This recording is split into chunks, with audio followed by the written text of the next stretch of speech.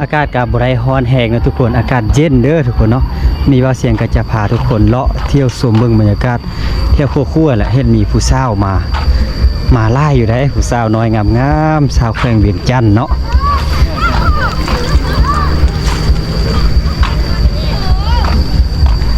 ก็คือจิเป็นจุดไฮไลท์ของเขตนี้แหละเนาะเขาเจ้าจะมาเที่ยวมาลิ้นมาชมวิวยามแรงประมาณนี้ทุกคนชมวิวสายน้ำเงื่อมเนาะพวกผู้สาวน้อยมานั่งไล่เด้อผู้สาวน้อยงามๆโอ้วิวงามแท้ทุกคนวิวงามอีดีเด้อโอ้งามบรรยากาศยามแรงอยู่ที่ขั้วคาบน้ำเงิมทุกคนโอ้มีผู้สาวน้อยได้นี่ผู้สาวงามเพราะว่าผู้สาวน้อยมาชมวิวยามแรงมาทักทายสบายดีดูสบายดีผู้สาวเอ้ยสาวน้อยแข่งเบี่ยงจัดหน่อยนี่โอ้มีแต่ผู้งามเนาะมีแต่ผู้ยัดให้เนื้อวะโดยพออยู่สำเนื้อไม่ว่าใครบ้านเนื้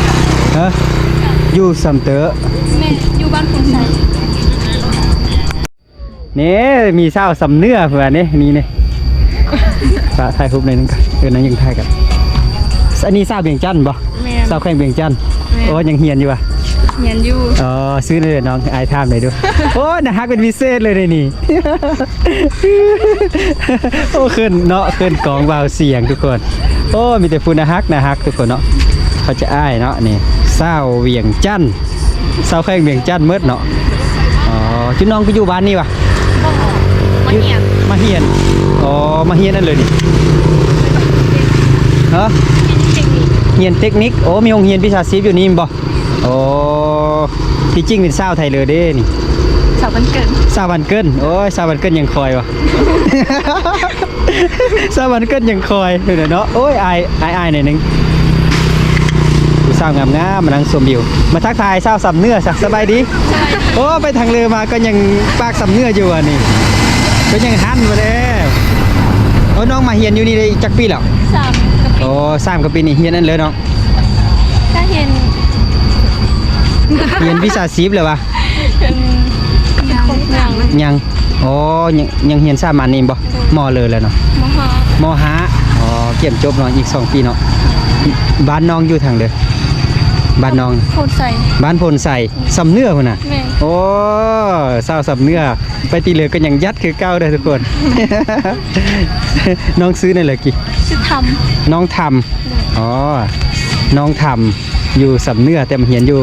ทางแขวงเวียงจันทน์ผู้งามเลยเนาะสาวสำเนื้อไปที่เหลือก็ยังงามคือเก่าแหละสาวสำเนื้อขอบเจอได้เลยน้องเด้อทางนี้สาวเวียงจันทน์เนาะสาวเวียงจันทน์เม็ดบ่ผู้เหลือก็สาวเวียงจันทน์มีแต่คนบ่โสดแล้วเนาะอยู่แถวนี้เนาะแม่นบ่มีแต่คนบ่โสดแม่นบ่โสดบ่โอ้บ่ยอกสาวเวียงจันทน์เนาะขอบเจอเด้อขอบเจอไปเด้อใครเด้อทุกคนนี่แหละสาวสำเนื้อสาวเวียงจันทน์มาชมวิวบรรยากาศป้ายามแรงงามเลยทุกคนโอ้คักเนาะก็เสียงก็ใกล้มีก็จอดรถอยู่ทางนั้นแล้วก็มาเลาะ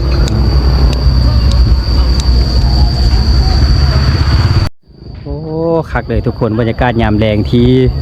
สายน้ำเงิมเนาะอากาศก็เริ่มเย็นแล้วทุกคนผู้สาวน้อยมาผู้สาวน้อยมา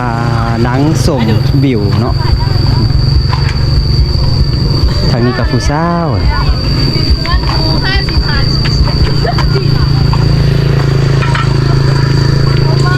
งามสบายดีมีแต่ฟุ้นฮักเนาะมานั่งชมวิวบ่สาวแพงเวียงจันทน์นั่งชมวิวโอ้ยอายอีกอายกองอ่ะอายกองอ่ะสาวน้อยอายกองเดี๋ยวให้พวกมึงสาวเขานั่งก่อนนู้นจะไม่ได้เอาเพจมาเดี๋ยวติดตามโดยทุกคนบรรยากาศ น้อยนึงเนาะที่เบาเสียงมาเลาะถ่ายคลิปอยู่แถวขั้วขามน้ำเงิมทุกคนก็เป็นบรรยากาศหนึงเนาะที่โอ้คักเลยผู้สาวก็ไล่เลยทุกคน ผู้สาวทางนี้น่ะเห็นเฮามาถ่ายคลิปแล้วเขาเจ้าก็อยากเข้ากองนำบ่คือสาวบ้านเฮาเลยทุกคนสาวบ้านเฮานี่เห็นเบาเสียงจับกองเป็นนี่แลนนี่เลย แต่ว่ามาทางนี้ก็โอ้เขาคลิปได้เด้อบางคนสินะเนาะเขาเจ้าว่าอยากถ่ายคลิปเสียงอยากลงเบา2ไรเด้สิเนาะเขาเจ้าก็ถามประมาณนี้เนาะทุกคนเอาคลิปนี้เบาเสียงก็จบซัมนี้เด้อแล้วก็จะไปเอาเครื่องแล้วก็ไปซอกบอลพักเนาะเอาสบายดีขอบใจ